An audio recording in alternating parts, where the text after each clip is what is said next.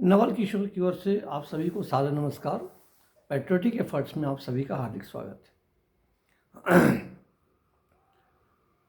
कल ही पागल बाबा से एक बार फिर से मेरी मुलाकात हुई और चूँकि 2-3 बार उनसे बातें हो गई हैं, इसलिए अब मुझसे बात करने में वो थोड़ी रुचि भी लेते हैं और सहज भी रहते हैं। तो मैंने सोचा कि पागल बाबा से जो हमारे वर्तमान माननीय प्रधानमंत्री श्री नरेंद्र दामोदर दास मोदी जी हैं, उनके बारे में क्या विचार रखते हैं पागल बाबा, या इसको भी जाना जाए।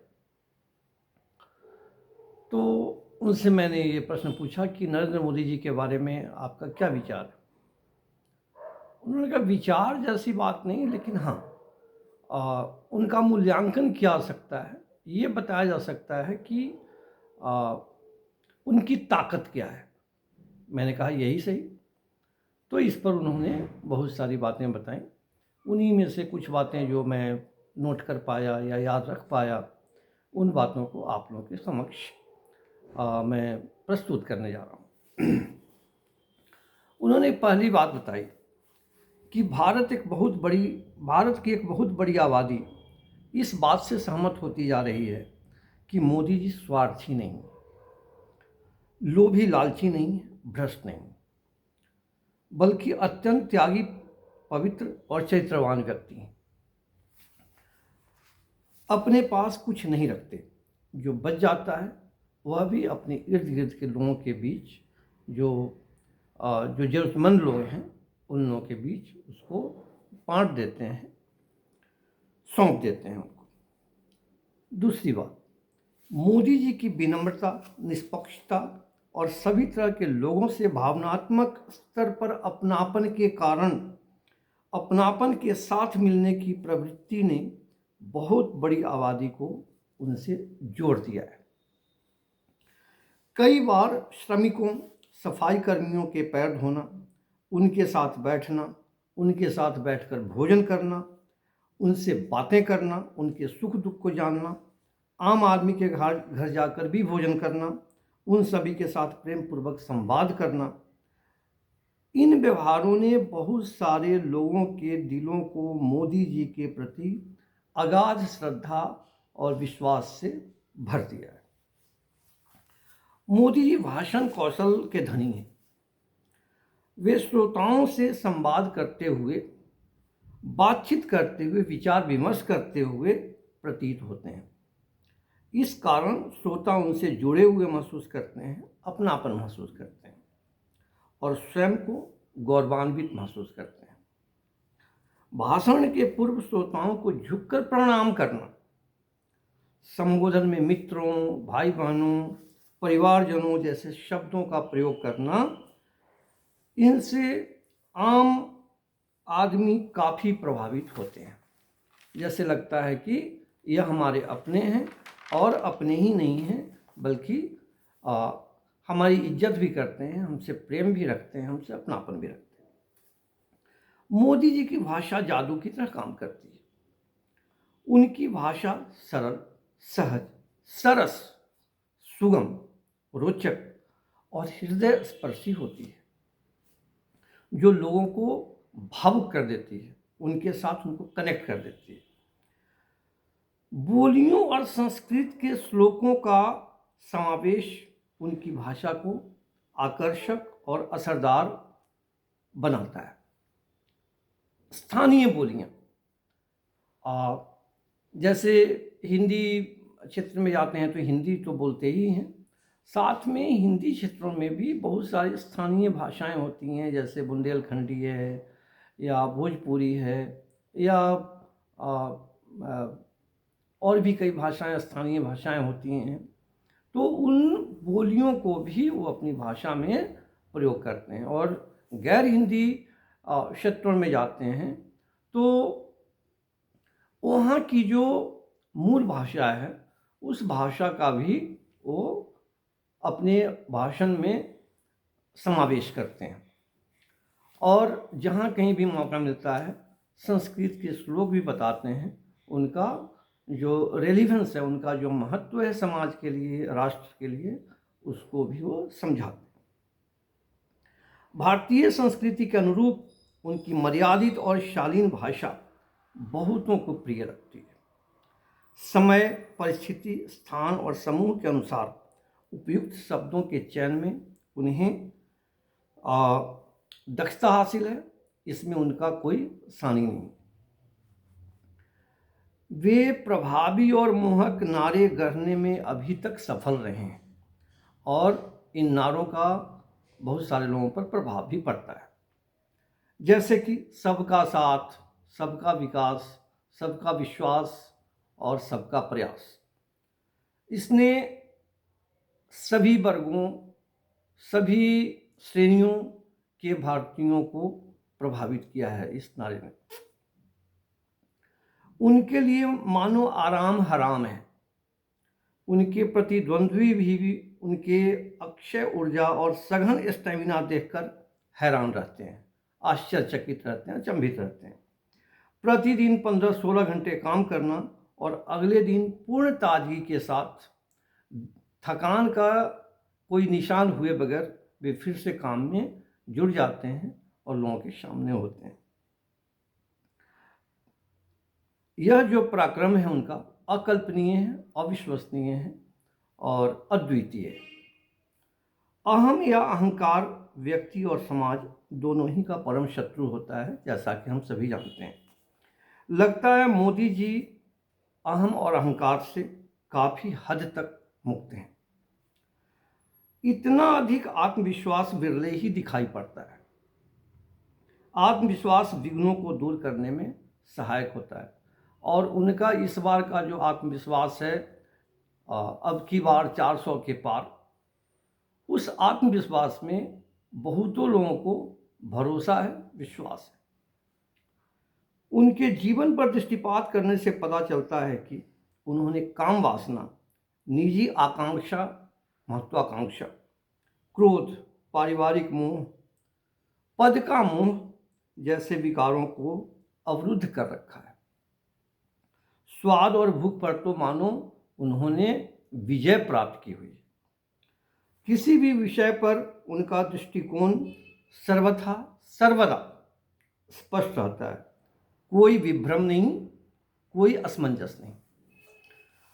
सोच सदा सकारात्मक रहती है उनकी, नकारात्मक सोच बिल्कुल नहीं दिखाई देती है। अत्यंत आशावादी हैं, निराशा उनके पास फटकती भी नहीं। उनके लक्ष्य, उद्देश्य और प्रयोजन तो सुस्पष्ट हैं ही, मार्ग और माध्यम और विधि भी सुपरिभाषित प्रतीत होते हैं। शायद समय, टीम और उपलब्ध संसाधनों के प्रबंधन में वे अति कुशल हैं। मौजूदा भारतीय जनमानस की अभिलाषा, आकांक्षा और असुविधाओं की गहन समझ रखते हैं। ऐसा लगता है कि उन्हें घर घर की बातें पता रहती हैं। ऐसा लगता है कि उन्हें हर मन की बात पता रहती है। कभी कभी तो लगता है कि वे समस्याओं की निरपेक्ष पहचान करते हैं, किंतु उनमें उलझते नहीं हैं, अपितु उनके समाधान पर ध्यान केंद्रित करते हैं। किसी कार्य या कार्यक्रम को शुरू करने से काफ़ी पहले ही उसकी ठोस योजना बना लेते हैं और भरपूर मुस्तैदी के या मजबूती से उसे लागू करते हैं।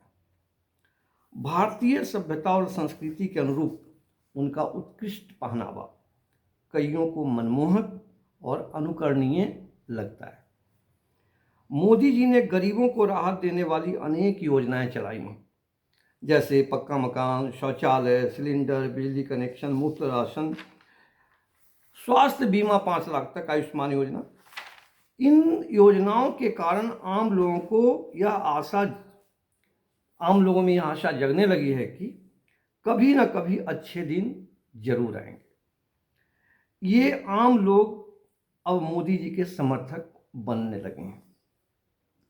किसानों को राहत देने के लिए मोदी जी द्वारा उठाए गए कदमों से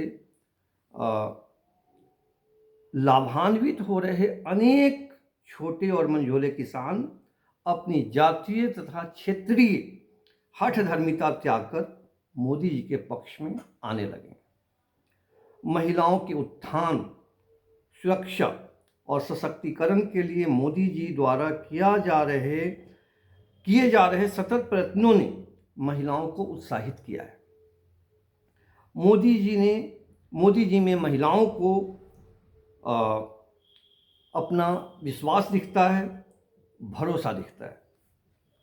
स्वरोजगार या आत्मनिर्भरता बढ़ाने के लिए दी जा रही अनेक वित्तीय सुविधाओं ने उद्यमशील और परिश्रमी युवाओं को मोदी जी के पक्ष में ला खड़ा किया है। मोदी जी आज भी किसी से भी कुछ सीखने के लिए हमेशा तत्पर रहते हैं और सिखाने के लिए भी। उनके साहसी, निर्भीक एवं निर्लिप्त व्यक्तित्व, उनकी निष्प्रिय, समत्ववादी एवं निष्कलंक छवि के कारण कईयों के मन में आशा का संचार होने लगा है।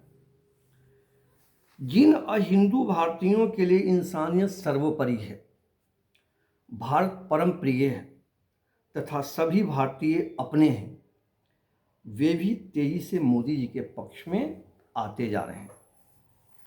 हजारों साल बाद भारत को अपने प्रथम प्रतिनिधि या सेवक के रूप में एक आदर्श सनातनी हिंदू मिला है। यह प्रतिनिधि प्रत्यक्ष या परोक्ष रूप से कुछ ऐतिहासिक मंदिरों का पुनरुद्धार, जीर्णोद्धार और पुनर्निर्माण करा चुका है और कुछ का कराने वाला है। इससे साधु संतों के साथ साथ आम सनातनियों का मनोबल भी बढ़ा है। ये लोग मोदी जी के पक्ष में खड़े दिखते हैं। जिन्हें भारतीय सभ्यता, संस्कृति और दर्शन पर गर्व होता है, जो विश्व पटल पर भारत को एक सम्मानित राष्ट्र के रूप में देखना चाहते हैं, जो भारत को अहंकारी और उन्मादित राष्ट्रों से विचलित विश्व के मार्गदर्शक के रूप में देखना चाहते हैं, वे भी मोदी जी के नेतृत्व में पूर्ण आस्था रखते हैं और मोदी जी की ओर टकटकी लगाए खड़े हैं। मोदी जी के नेतृत्व में भारत रक्षा और आर्थिकी की दृष्टि से, आर्थिकी यानी इकोनॉमी, अर्थव्यवस्था की दृष्टि से एक महाशक्ति बनकर उभरा है और निरंतर नई नई ऊंचाइयां छू रहा है। विज्ञान के क्षेत्र में भी भारत नए नए कीर्तिमान स्थापित करता जा रहा है। विश्व मंच पर भारत का कद और गौरव निरंतर बढ़ता जा रहा है। भारत का प्रथम प्रतिनिधि आज विश्व का सर्वाधिक लोकप्रिय नेता है, जैसा कि अंतर्राष्ट्रीय सर्वे से पता चलता है। भारत प्रेमी भारतीय आनंद और उल्लास से, इन कारणों से भरे हुए हैं। मोदी जी विफलता से न खुद निराश या हतोत्साह होते हैं और न दूसरों को होने देते हैं। वे खुद भी अगले मोर्चे पर सफलता के लिए चल पड़ते हैं और दूसरों को भी ऐसा ही करने को उत्प्रेरित करते हैं। प्रेरक और प्रोत्साहक के रूप में वे अब तक सफल रहे हैं। राष्ट्रीय स्वयंसेवक संघ जैसा एक मजबूत संगठन उनके साथ खड़ा है, जिसमें उन्होंने लंबे अरसे तक विभिन्न दायित्वों के साथ, भूमिकाओं में काम किया है और उनका एक कठोर प्रशिक्षण भी वहाँ हुआ है। ये सब मोदी जी की ताकतें हैं, उनकी शक्तियाँ हैं, उनकी विभूतियाँ हैं और इन ताकतों के बल पर ही पिछले 9.5 साल से वे अनेक क्षेत्रों में लगातार कामयाब होते रहे हैं, जीत हासिल करते रहे हैं। फिर भी मोदी जी के पक्ष में वोटरों की संख्या 50% से नीचे ही है, जबकि यह संख्या 70-80% के बीच में कम से कम होना चाहिए था, लेकिन ऐसा नहीं हो पाया है। क्यों? इस प्रश्न का उत्तर हम अगले वीडियो में तलाशेंगे। तब तक के लिए नमस्कार।